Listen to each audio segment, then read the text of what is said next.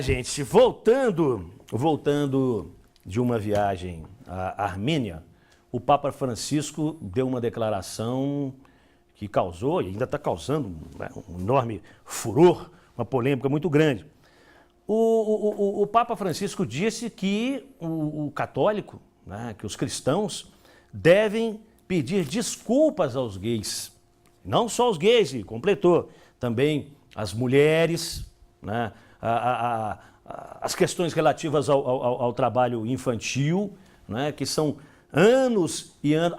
Não citou também a nossa permissividade com a corrida armamentícia, com as armas, a nossa convivência com as armas, né? E isso, é claro que é sempre polêmico quando parte do Papa, né? Quando parte do chefe da igreja. Por isso eu estou recebendo aqui o frei carmelita Gilvander Luiz Moreira, que é doutorando em educação. Não é isso mesmo? Exatamente. Prazer em recebê-lo. Prazer todo e meu, também meu irmão. E também é da Pastoral da Terra. Sou da Comissão Pastoral da Terra, Pastoral da Terra. Muito bem. O que significa?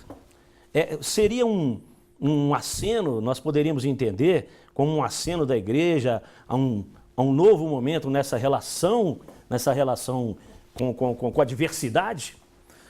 Ô Luiz, sem dúvida, o Papa Francisco está sendo uma surpresa muito agradável para nós, gente boa, bom pastor, profeta, né? E, de fato, eu assino embaixo, a igreja tem que pedir perdão aos gays, aos homossexuais e a todos os injustiçados do mundo, né? Há 5 anos atrás, Luiz, precisamente no dia 13 de maio de 2011, saiu uma entrevista comigo no jornal o Globo, onde eu aplaudia uma decisão do Supremo Tribunal Federal que aprovou a constitucionalidade da união civil homossexual, né? Aí muita gente, uns ficaram felizes, recebi uns 4 telefonemas do ministro, na época o presidente do Supremo, o ministro Aires de Brito, agora aposentado, né? Sim. Saudando. E eu tomei esse posicionamento por vários motivos. Primeiro, porque na época eu era conselheiro do Conselho Estadual dos Direitos Humanos aqui em Belo Horizonte, né? E porque sou frei, padre da Comissão Pastoral da Terra. E aí lá no CONED, Conselho Estadual dos Direitos Humanos, os 2 segmentos que mais batiam na porta lá, que estavam tendo seus direitos humanos pisados, violentados, eram os presidiários e os homossexuais. Então, eu acho que é uma injustiça muito grande a homofobia, que por motivos religiosos, por falsas leituras dos textos bíblicos e também por moralismos, leituras fundamentalistas, você disseminar na sociedade a discriminação contra os homossexuais, né? Eu estou dedicando a minha vida para reforçar a luta por direitos sociais de todos os segmentos injustiçados, seja sem terra, sem casa, os negros, as mulheres, os idosos, as crianças de rua, os irmãos de rua e os homossexuais têm direito sim de ser respeitados na sua orientação sexual. Ô Frei, mas quando o Papa diz que a comunidade gay, os homossexuais precisam ser tratados de maneira pastoral, o que ele quis dizer com isso? Olha, quando ele estava voltando do Brasil, ele chegou a afirmar, né? Quando perguntaram para ele, ele falou: Papa Francisco, e os homossexuais? Ele falou: olha, quem somos nós para julgar? A nossa missão, Luiz, como seres humanos e como pessoas que acreditam em Deus, é amar. E no terreno do amar é respeitar. A melhor forma de a gente amar as pessoas é respeitar, né? Não é paliativos, assistencialismo e tudo. Então, tratar pastoralmente nessa perspectiva. A gente compreender que a sociedade ela é organizada como se fosse quer dizer, tem muitas injustiças, mas a gente tem que compreender a diversidade e a pluralidade. Sim. Então, assim, não pode os machistas querer impor, achar que eles... Não pode os brancos discriminar os negros, não pode os latifundiários discriminar os sem terra, não pode o agronegócio discriminar a agricultura familiar.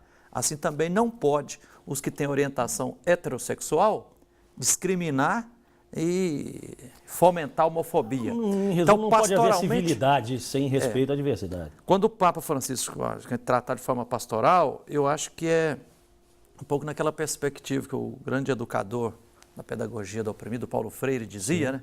Dizia assim, olha, nós devemos amar todas as pessoas, mas não podemos amar todo mundo da mesma forma. Devemos amar os oprimidos, os injustiçados, os empobrecidos, nos colocando ao lado deles, para com eles, a partir deles, lutar pelos seus direitos, né? Por processos emancipatórios. E devemos amar os opressores, aqueles que consciente ou inconscientemente, voluntário ou involuntariamente, estão discriminando, oprimindo, pisando, violentando. Amar esses como? Lutando para retirar das mãos deles toda e qualquer tipo de arma. Então a homofobia é uma arma que mata, porque discrimina. Está na Bíblia, lá no início da Bíblia, no primeiro capítulo, Deus nas ondas da evolução, criando e vendo que tudo é bom, beleza, ser humano, homem e mulher, beleza, muito bom. Então que tudo é sagrado, né? Depois no livro de Atos dos Apóstolos, na boca do apóstolo Pedro, faz questão de dizer lá, ó, tudo é puro, não existe nada impuro.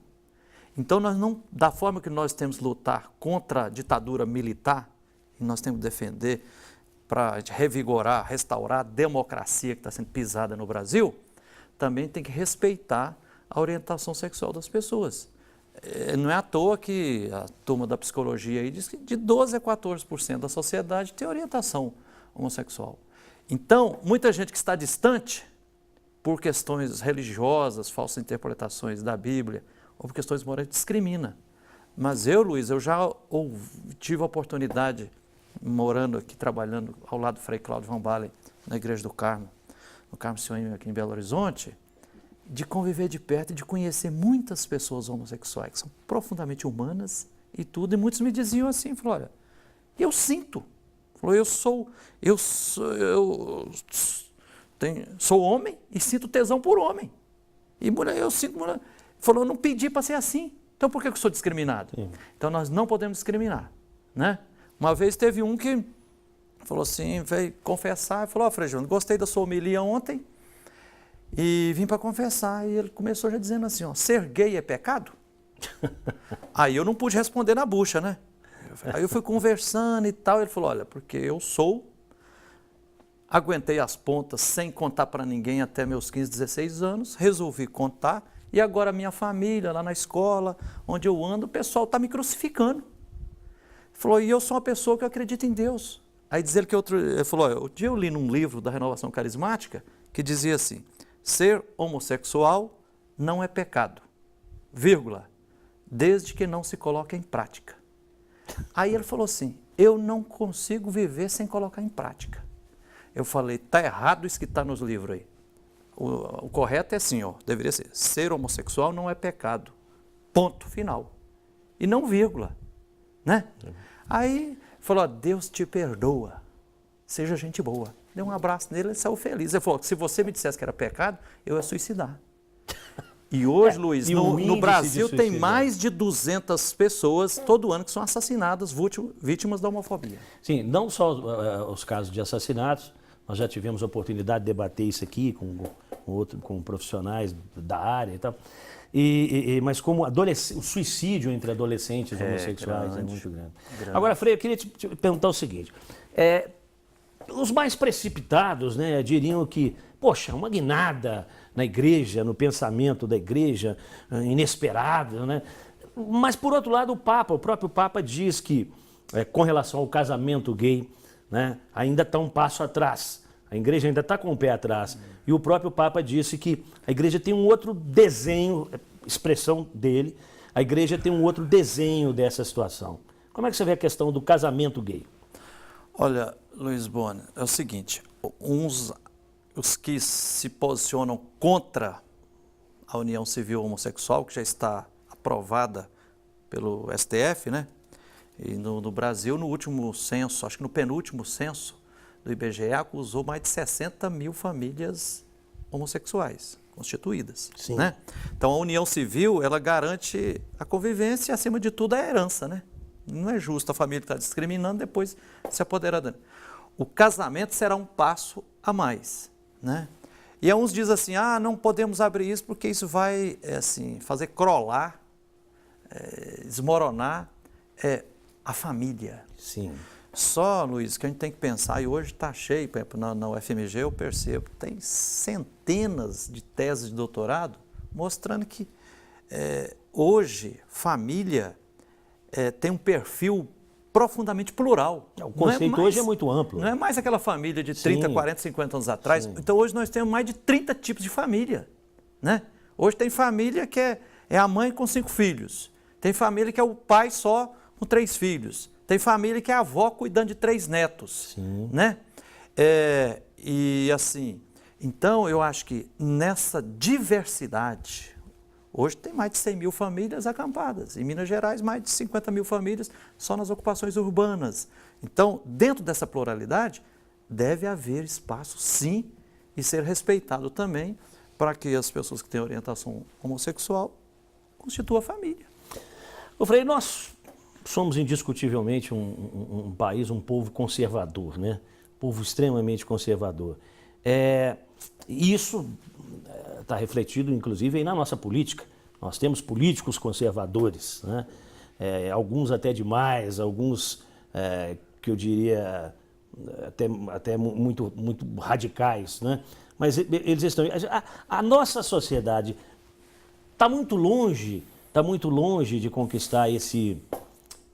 de ver pelo menos uma possibilidade de vislumbrar, né, um respeito ao homossexual, um respeito aos excluídos, respeito aos miseráveis. Boa pergunta, Luiz. De fato, nós estamos no meio hoje de uma crise gravíssima, que é uma crise plural, né? Crise política, ética, econômica, sim, crise das instituições, crise da família, crise das igrejas, crise religiosa, etc., crise ecológica, né? Aí muitas pessoas dizem, está dominado, não tem saída.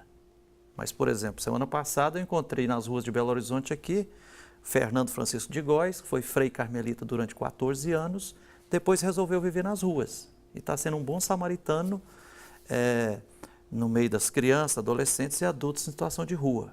Em 25 anos já ajudou a resgatar mais de 1.000 crianças e adolescentes em situação de rua. Aí eu conversando com ele na rodoviária ali, aqui de Belo Horizonte, ele falou assim, Frei Gilvano, nós estamos no meio de uma... Ele falou, eu adoro crise, porque crise é fértil.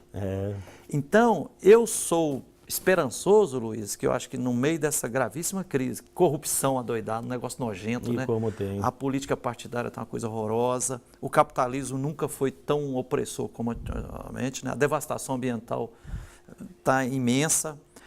Eu me intuo que no meio desse caldo, dessa crise profunda, nós estamos gestando algo de novo, de emancipatório, né? É claro que isso tem que passar por várias coisas. Uma coisa fundamental que eu experimento é que a gente precisa, pedagógica, eu estou fazendo a tese de doutorado sobre pedagogia emancipatória, a luta pela terra em Minas Gerais, né? Então eu percebo que uma das causas que hoje que gera muita violência e preconceito e opressão é o distanciamento entre as pessoas, entre as igrejas, entre as classes. Tudo. Então, acho que pedagogicamente, todo movimento que a gente fizer para promover convivência, para que o povo de classe média e classe alta vá conviver no meio dos pobres, ouvir, misturar as águas e tudo e tal. Quando a gente começa a conviver, e aí com todos os segmentos, conviver com sem terra, você quebra os preconceitos, vai conviver com sem casa, lá nas ocupações, você, o negócio não é aquilo que está passando na mídia, não. A gente vai conviver com as pessoas homossexuais, você muda a ideia. Então eu vejo a esperança por aí. A gente fomentando essa convivência, porque aí pode brotar um aprendizado onde a gente possa, de fato, construir uma outra sociedade justa e solidária, com respeito mútuo, né? Parar com essa essa coisa horrorosa que é pensar que o sentido da vida está em acumular, riqueza, riqueza, e você vai criando um rombo, um buraco existencial, né? Um vazio. A beleza da vida é ser feliz e fazer os outros felizes, né? Ô, Frei, do ponto de vista da igreja, se bem que a igreja, ela também, a igreja também abriga... É plural e muitas vezes contraditória. Né? Contraditória, abriga segmentos diversos, né? Inclusive alguns bem conservadores também. Muito. Mas, do ponto de vista da igreja, pelo menos a partir da observação do Papa, ser homossexual não é pecado. Não é pecado. Sim. E ser preconceituoso é pecado? Sim. Ser preconceituoso é pecado, ser intolerante é pecado, discriminar é pecado, ser omisso também é pecado, porque na prática o omisso é cúmplice. Cúmplice, Por conivente. exemplo, conivente. Como dizia lá o grande pastor negro da Igreja Batista dos Estados Unidos, o Martin Luther King, né? Que foi assassinado na luta contra o racismo, ele dizia assim, ó, pior do que a atrocidade dos algozes é o silêncio ou a omissão dos que se dizem justos. Então, assim, na hora que está hoje, ninguém é convidado, não deve ficar na arquibancada julgando, se posicionando. Não, a gente tem que estar no campo participando para a gente construir relações humanas de fraternidade, justiça, de ética, né? Denunciar todo e qualquer corrupto, todo e qualquer opressor, né? Hoje é muita injustiça. Eu vinha para cá antes, eu fui visitar o Antônio Pinheiro, né, que assim me contando, já quase com 93 anos, ele falou, estou indignado, Frei Gilvander, porque tem muita gente omissa na igreja, os políticos estão roubando demais, os banqueiros estão roubando demais. Então a gente não pode se omitir diante da situação. Então tudo isso é um tipo de pecado. Então pecado não é, dizia assim, olhando lá para os evangelhos, não está principalmente na questão de sexualidade. Pecado está nas relações econômicas. Né? Jesus, quando acusaram uma mulher de adultério, que foi até uma calúnia, porque quem estava dizendo eram os saduceus e fariseus. Jesus, quem não tem pecado atira a primeira pedra. Jesus a perdoou. Agora Jesus torrou a paciência, chutou o pau da barraca e acabou com a festa lá no templo. Os vendilhões do templo. Sim. Então hoje a exploração econômica, a exploração em cima da classe trabalhadora, dos camponeses, da natureza, isso deve arder-nos de indignação e ninguém pode ficar parado diante disso. Aliás, dizem que Jesus teve paciência com todo mundo, menos com os vendilhões. Exatamente. menos com o capitalismo. Torrou a paciência.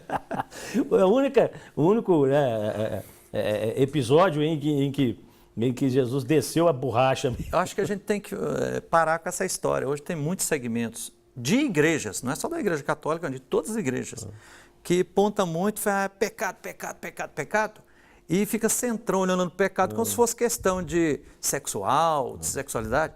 Muitas vezes o pecado principal está na exploração econômica, na questão, corrupção. Que é o cerne maior da sociedade, né? Corrupção, que é pecado maior que a corrupção mata, né? A corrupção leva a pessoa a situação de indignidade mesmo, a corrupção afasta, separa famílias, a corrupção tira a criança da escola, porque a partir do momento que você está coloca o SUS na UTI, roubando, né? Os meios que levem aquela pessoa a ter alguma dignidade. A partir do momento que você está roubando esses meios, né? A pessoa está sendo totalmente prejudicada, afetada pela corrupção. Está matando. Matando, porque a corrupção mata na porta dos hospitais. Agora, Luiz, mata nas estradas esburacadas. É importante te lembrar também, tem um detalhezinho aí, que o problema principal, a corrupção é um problema gravíssimo. Sim. Mas não é a principal fonte da violência que existe no Brasil. A violência maior chama mais-valia. É a exploração da dignidade humana através das relações trabalho e capital, onde a dignidade dos trabalhadores é surrada Por exemplo, no Brasil você ter juros de cartão de crédito, cheque especial estranho acima de 200, 300, 500%, isso é ladroeira. Isso é pecado mortal sem pecado.